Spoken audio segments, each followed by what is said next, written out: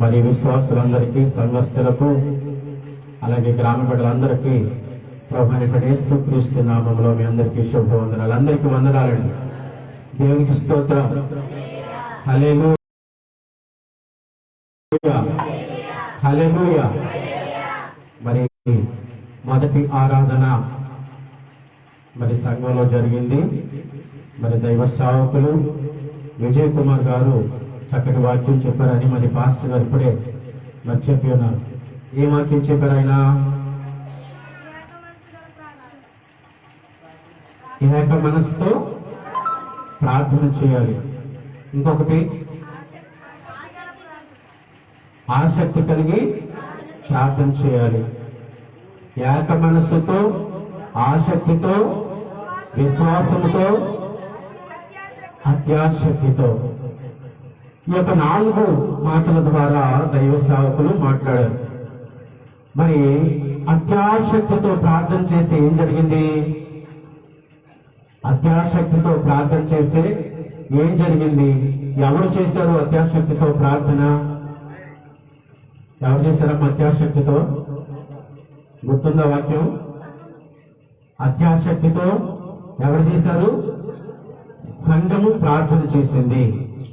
సంఘము ప్రార్థన చేస్తే ఇక్కడ వీళ్ళందరూ కూడా మార్కు అను మారు పేరు గల యోహాను తల్లి అయినటువంటి మరి ఇంటి దగ్గర వీళ్ళందరూ సంఘముగా కూడి ప్రార్థన చేస్తున్నారు. ప్రార్థన చేస్తున్నటువంటి సందర్భంలో మరి పేతురు గారు ఎక్కడున్నారు? పేతురు గారు సంఘమంతా ప్రార్థన చేస్తా ఉంటే పేతురు గారు ఎక్కడున్నారంటే చెరసాలలో ఉన్నారు. దేవునికి స్తోత్రం కలుగును గాక. హల్లెలూయా, హల్లెలూయా. ఇక్కడ పేతురు గారు ఇప్పుడు చెరసాలలో ఉన్నారు, ఆపదల్లో ఉన్నారు. అప్పటికే హేరోదు రాజు ఎవరిని చంపించాడంటే యోహాను సహోదరుడైనటువంటి యాకోబును ఖడ్గముతో చంపించాడు. ఖడ్గముతో చంపించిన తరువాత ఇది యూదులకు మంచి కార్యమని ఎంచి ఏం చేశాడంటే పేతురు గారిని కూడా బంధించాడు. దేవునికి స్తోత్రం కలుగును గాక. హల్లెలూయా. పేతురు గారిని బంధించి ఇప్పుడు ఎక్కడ పెట్టారంటే చెరసాలలో పెట్టారు. ఈ సంఘముగా కూడినటువంటి బిడ్డలందరూ కూడా ఏం చేస్తున్నారంటే దైవ సేవకుడైనటువంటి పేతురు గారు ఇప్పుడు చెరసాలలో ఉన్నారు. వీళ్ళందరూ కూడా పేతురు గారి గురించి అత్యాశక్తితో ప్రార్థన చేస్తున్నారు. మరి అత్యాశక్తితో ప్రార్థన చేస్తూ ఉన్నప్పుడు అక్కడ గొప్ప కార్యము జరిగినట్లుగా మనం చూస్తున్నాం. ఎంత గొప్ప కార్యం అంటే ప్రత్యక్షంగా దేవుని యొక్క దూత దగ్గరగా శతిష్టాయములు అంటే 14 మంది కావలిగా ఉన్నటువంటి ఆ యొక్క పేతురు చుట్టూ కావలిగా ఉన్నటువంటి సైనికులందరినీ కూడా దాటి పేతురు గారి దగ్గర నిల్చున్నాడు దేవదూత. దేవుని స్తోత్రం కలుగును గాక. హల్లెలూయా. 14 మంది సైనికులు పేతురు చుట్టూ కావలిగా ఉంచి ఆ పేతురుని ఎక్కడికి కదలకుండా బంధించారు చెరసాలలో. ఒక సమయంలో ఈ యొక్క పేతురు చెరసాలలో బందీ అయి ఉండగా ఒక ప్రక్కన ప్రార్థన జరుగుతుంది. మనము ఏ పరిస్థితుల్లో ఉన్నా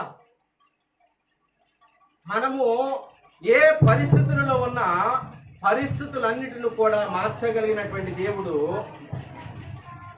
పరిస్థితులన్నిటిని కూడా మార్చగలిగినటువంటి దేవుడు యేసయ్య. దేవునికి స్తోత్రం కలుగును గాక. హల్లెలూయా. నువ్వు ఎటువంటి పరిస్థితుల్లో ఉన్నా, ఎటువంటి ఇబ్బందుల్లో ఉన్నా, ఎటువంటి సమస్యల్లో ఉన్నా నీవు కూడి ప్రార్థన చేస్తే చాలు, ఆ పరలోకములో ఉన్నటువంటి దేవుడు ఏం చేస్తాడంటే నీ మొర ఆలకిస్తాడు. సంఘము ఎలాగో ప్రార్థన చేస్తుందంటే అత్యాశక్తితో ప్రార్థన చేసింది. దేవదూత పరలోకములో ఉన్నటువంటి దేవదూత, ఆ ప్రార్థన ఉన్నటువంటి దేవుడు, ఆ పరలోకములో ఉన్నటువంటి దేవదూతను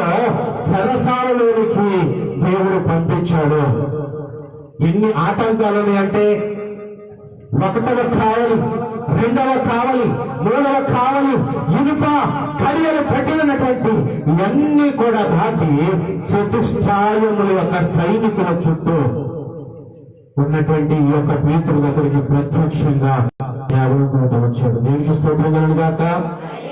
హల్లెలూయా. వెంటనే దేవదూత పేతురుని తట్టాడు. పేతురుని తట్టగానే అతనికి ఉన్నటువంటి సంఖ్యలు ఊడిపోయినాయి.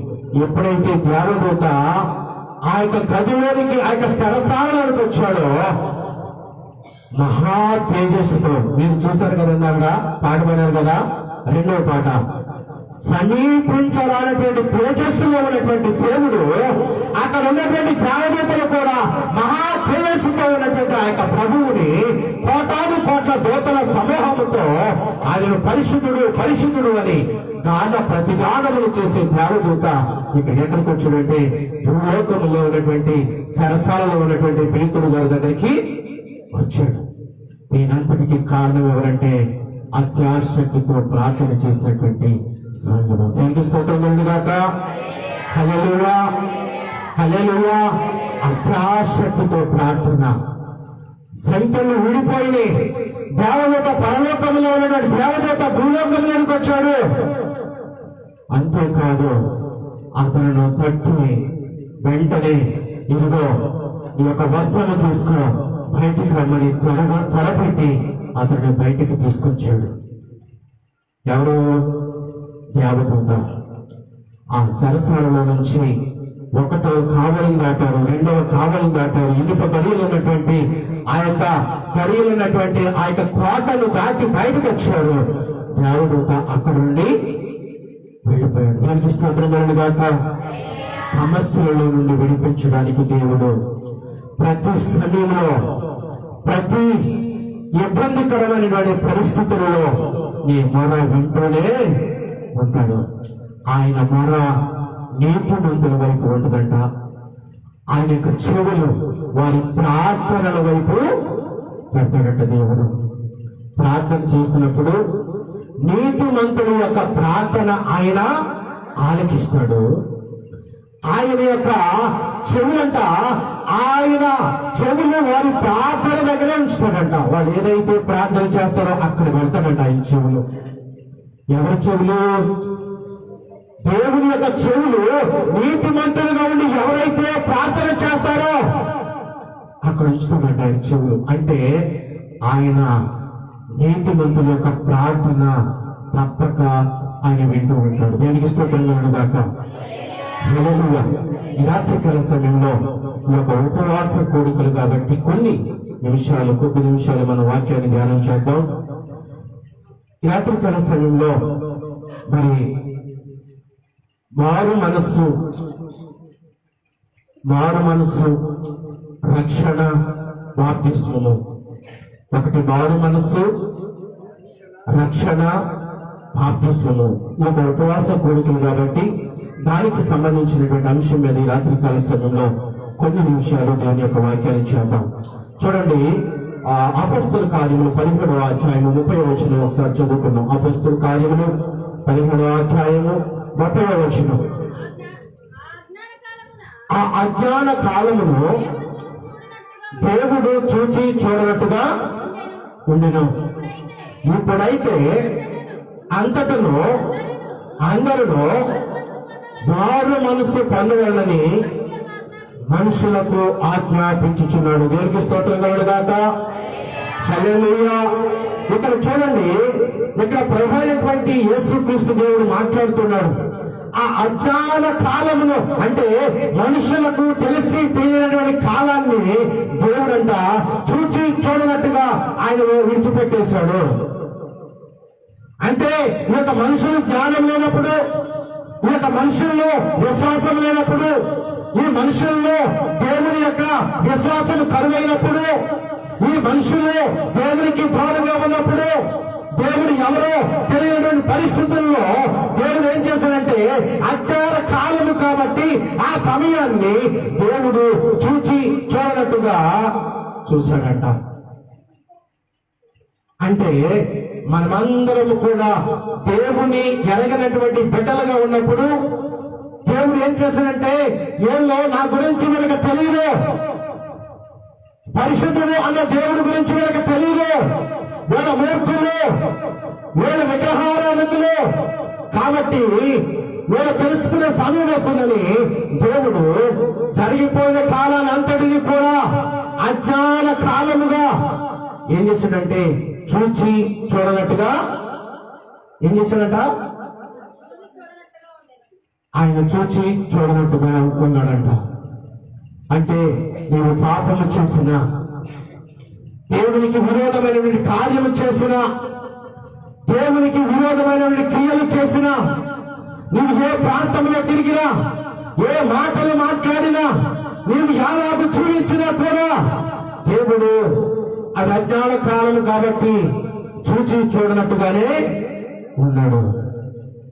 అయితే తరువాత ఇప్పుడైతే అందరూ అంతటను మారు మనసు పొందవాలని మనుషులకు ఆజ్ఞాపించుచున్నాడు. ఇప్పుడైతే చూడండి, ఒకప్పుడు అజ్ఞాన కాలమే, ఒకప్పుడు దేవుడు అంటే నీకు తెలియదు, ఒకప్పుడు యేసుక్రీస్తు అంటే ఎవరో తెలియదు, యేసుక్రీస్తు ఎందుకు సిలువ వేయబడ్డాడో తెలియదు, ఎందుకు ఆయన మన కోసము ప్రాణము అర్పించాడో తెలియదు. కానీ మన వాక్యం విన్నాం, దేవుని బిడ్డలుగా జీవిస్తూ ఉన్నాం, దేవుని బిడ్డలుగా దేవుని యొక్క సన్నిధిలో పరిశుద్ధులుగా జీవించాలనే ప్రయత్నం చేస్తున్నాం. అయితే దేవుడు ఏమంటున్నాడంటే, ఇప్పుడైతే ఈ సమయంలో, అంటే ఈ కాలంలో, ఈ కాలాన్ని దేవుడు ఏం చేస్తున్నాడంటే, ఇప్పుడైతే అందరిలో అంతటిలో మారు మనసు పొందవాలని మనుషులకు ఆజ్ఞాపించుచున్నాడు. ఎవరు కూడా మారు మనసు పొందకుండా ఉండకూడదు, ఎవరు కూడా బాప్తిసం పొందలేనటువంటి బిడ్డలు ఉండకూడదు, ఎవరు కూడా దేవుని యొక్క సన్నిధికి రానటువంటి బిడ్డలు ఎవరు కూడా ఉండకూడదు అని దేవుడు ఆజ్ఞాపిస్తూ ఉన్నాడు. ఎలాగంటే అందరూ అంతటా మారు మనసు పొందవాలని ఆయన ఆజ్ఞాపిస్తూ ఉన్నాడు. మారు మనసు పొందటానికి ఎంతమంది ఇష్టపడుతున్నారు? ఎంతమంది దేవునికి ఇష్టలుగా జీవించాలని ఆశపడుతూ ఉన్నారు? విశ్వాసం లేకుండా దేవునికి ఇష్టమేమిట ఏమంటున్నాడు? అసాధ్యము అంటున్నాడు. నీవు దేవుని యొక్క సన్నిధిలో ఎన్ని సంవత్సరాలు గడిపినా, ఎన్ని సంవత్సరాలు ప్రార్థన చేసినా, నీవు ఎంత అనుభవం కలిగినా, నీకు విశ్వాసము అనేది లేకపోతే, నీవు దేవుని బడిగా జీవించలేకపోతే, దేవుని యొక్క అనుభవ జ్ఞానంలోనికి నీవు నడవలేకపోతే, ఆ ప్రయాస అంతా కూడా వ్యర్థమే. విశ్వాసము లేకుండా దేవునికి ఇష్టమై ఉంట అసాధ్యము అంటున్నాడు. ఆ విశ్వాసం అనేది ఎలా ఉండాలి? ప్రాణము లేని శరీరము ఎలాగో మృతమో, క్రియలు లేనటువంటి విశ్వాసము కూడా అలాగనే మృతము. ఒక శరీరములో ప్రాణం లేకపోతే అది ఎలాగో మృతమైనదో, ఆ చనిపోయినటువంటి డెడ్ బాడీగా ఎలాగుంటుందో, ఎలాగో కదలలేనటువంటి స్థితిలో ఉంటుందో, ఏ పని కూడా చేయలేనటువంటి పరిస్థితుల్లో ఉంటుందో, విశ్వాసము లేనటువంటి దేవుని యొక్క బిడ్డ కూడా అంతే అని దేవుడు చెప్తున్నాడు. ప్రాణము లేనటువంటి శరీరము ఎలాగో మృతమో, క్రియలు లేనటువంటి విశ్వాసము కూడా అలాగుననే మృతము. నీవు క్రియలో చూపించాలి నీ విశ్వాసాన్ని, నీ రక్షణ అనుభవాన్ని క్రియలో నీవు చూపించాలి. ఈ రాత్రికాల సమయంలో ఈ యొక్క ఉపవాస కోరికల్లో ఎంతమంది మారు మనసు పొందాలని అభిప్రాయపడుతున్నారు? ఎంతమంది రక్షణ అనుభవాన్ని పొందుకోవాలని ఆశిస్తూ ఉన్నారు? ఎంతమంది బాప్తిసం పొందాలని ఎదురు చూస్తూ ఉన్నారు? వారి కొరకే ప్రభువైనటువంటి దేవుడు మాట్లాడుతున్నాడు ఈ రాత్రికాల సమయంలో. ఇంకా మారు మనసు పొందలేని అనుభవం నీలో ఉందా? ఇంకా రక్షణ లేనటువంటి అనుభవం నీలో ఉందా?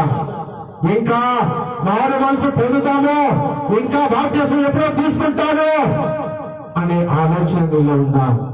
దేవుడు ఏమంటున్నాడంటే 2 కొరింథీ పత్రికలో చూడండి ఒకసారి, 6వ అధ్యాయము 3వ వచనం అనుకుంటా, చూడండి ఒకసారి.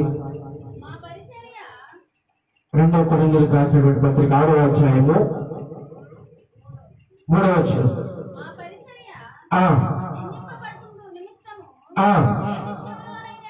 ఏ విషయంలోనైనా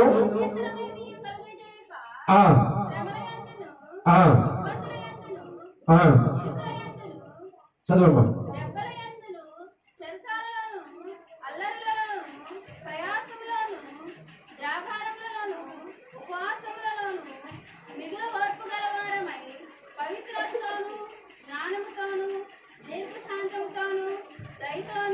పరిశుద్ధాత్మ వలనను నిష్కపటమైన ప్రేమతోను సత్యవాక్యము చెప్పుట వలనను దేవుని బలము వలనను కుడి ఎడమల మరి చూడండి, హెబ్రీయులకు రాసినటువంటి పత్రిక 2వ అధ్యాయం 3వ వచనం చదవండి ఒకసారి. హెబ్రీయులకు రాసినటువంటి పత్రిక 2వ అధ్యాయము 3వ వచనం. ఇంత గొప్ప రక్షణను మనము నిర్లక్ష్యము చేసిన యెడల మనం ఎలాగో తప్పించుకుందామంటున్నాడు. అంటే దేవుడు మాట్లాడుతున్నాడు. చూడండి, ఎంత గొప్ప రక్షణ దేవుడు మనకి ఏం చేశాడంటే ఈ యొక్క ఆయుష్ ఇచ్చాడు, సంతోషాన్ని ఇచ్చాడు, సమాధానం ఇచ్చాడు, తినడానికి ఆహారం ఇచ్చాడు, మనం ఉండడానికి గృహాలు ఇచ్చాడు. దేవుడు అన్ని ఇచ్చాడు, అన్ని విషయాలు మనకిచ్చి చివరికి తన ప్రాణాన్ని కూడా ఇచ్చాడు. అయ్యా, ఇదిగో నీ కొరకే ఇదిగో నా ప్రాణము అర్పిస్తున్నాను, నీ కొరకే ఆ యొక్క శిలువలో నా రక్తాన్ని క్షీణిస్తున్నాను, నీ ప్రాణాన్ని నాకు ఇస్తావా అని దేవుడు మాట్లాడుతున్నాడు. ఎంతగా చేసినటువంటి యేసుకు నీవు ఏం చేయాలంటే, ఏం చేయమంటున్నాడంటే నిర్లక్ష్యం చేయకుండా నీవు మారు మనసు పొందమని దేవుడు అడుగుతున్నాడు. ఎంత గొప్ప రక్షణలో నువ్వు నిర్లక్ష్యం చేసిన ఎడలా ఎలాగో తప్పించుకుంటావు అంటున్నాడు దేవుడు. ఇప్పుడు ఎంత గొప్ప రక్షణ ఇచ్చాడు మనకి. ఈ యొక్క రక్షణ మనము పోకుండానట్లు ఈ యొక్క సమయం దేవుడు ఏమంటున్నాడంటే కొద్దిగా ఉందంటున్నాడు. ఏమంటున్నాడు? ఈ సమయము కొద్దిగా ఉంటున్నాడు, సమయము సమీపించినది అంటున్నాడు. ఎఫెసీయులకు రాసినటువంటి పత్రిక 5వ అధ్యాయం 15వ వచనంలో దినములు చెడ్డవి గనుక మీరు సమయమును పోలేక సద్వినియోగం చేసుకోవచ్చు, అజ్ఞానుల వలె కాక జ్ఞానుల వలె నడుచుకోండి అంటాడు. ఇది ఏ సమయం అంట? చెడ్డవి. ఈ చెడ్డ దినాల్లో ఉంటాం. ఒకప్పుడు అజ్ఞాన కాలంలో దేవుడు చూసి చూడట్టు వదిలేశాడు. ఇప్పుడైతే అందరూ కూడా మారు మనసు పొందాలని, ఇప్పుడైతే అందరూ కూడా రక్షణ అనుభవానికి రావాలని, ఇప్పుడైతే అందరూ కూడా బాప్తిసం పొందాలని ఆయన ఎదురు చూస్తున్నటువంటి సమయంలో ఏమంటున్నాడంటే ఎంత గొప్ప రక్షణ మీరు నిర్లక్ష్యము చేయవద్దు. ఎందుకంటే ఇవి దినములు చెడ్డవి. చెడ్డ దినాలలో మనం కాలం గడుపుతున్నాం. దినములు చెడ్డవి కనుక మీరు సమయమును పోనీయక ఏం చేయాలట? సమయమును పోనీయక. ఇప్పుడు సమయం ఇచ్చాడు, ఆరోగ్యం ఇచ్చాడు, చాలా సమయం ఇచ్చాడు.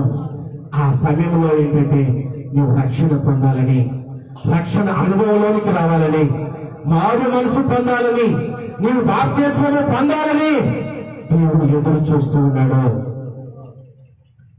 అందుకని ఎంత గొప్ప రక్షణను నీవు నిర్లక్ష్యము చేసిన యెడల ఎలాగో తప్పించుకుందో. ఒక వ్యక్తి అన్నాడు అర్ధరాత్రి సమయంలో, ఏమన్నాడంటే అయ్యలారా నేను రక్షణ పొందుటకు నేనేం చేయాలి, రక్షణ పొందడానికి నేను ఏం చేయాలి అన్నాడు ఒక వ్యక్తి. ఎవరు ఆ వ్యక్తి? ఎవరు?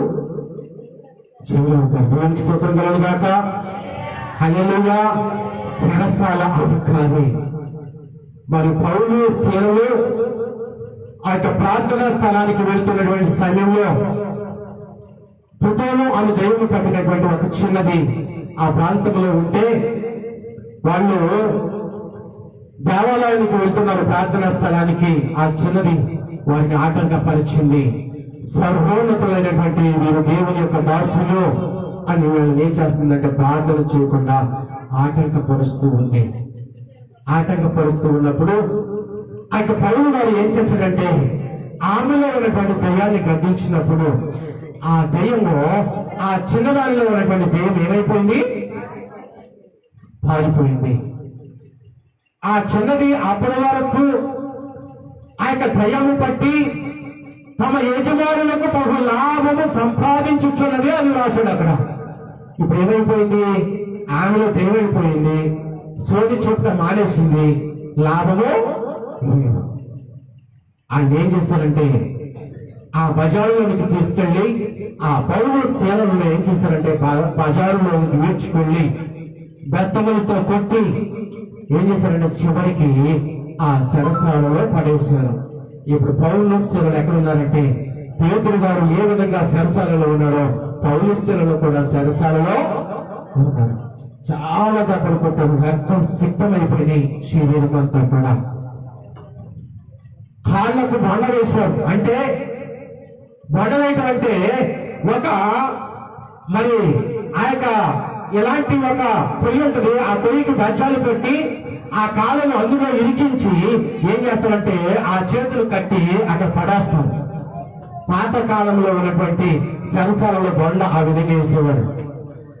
అలాగే వేసి ఆమెను పడేస్తే కాళ్ళు లేవు, చేతులు లేవు. కాళ్ళు ఆ యొక్క కట్టెలకు బిగింపబడి ఉన్నాయి, చేతులకి సంఖ్యలు బిగింపబడి ఉన్నాయి. పౌలు శీలలు ఇప్పుడు సరసాలలో ఉన్నారు. పౌలు శీలలు చేసింది ఏంటంటే ఆ దయ్యము ఉన్నటువంటి చిన్నదాని కొరకు ప్రార్థన చేశారు. వాళ్ళు ఏ తప్పు చేయలేదు. ఆమెలో ఉన్నటువంటి దయ్యం మాత్రం వదిలిపోయింది.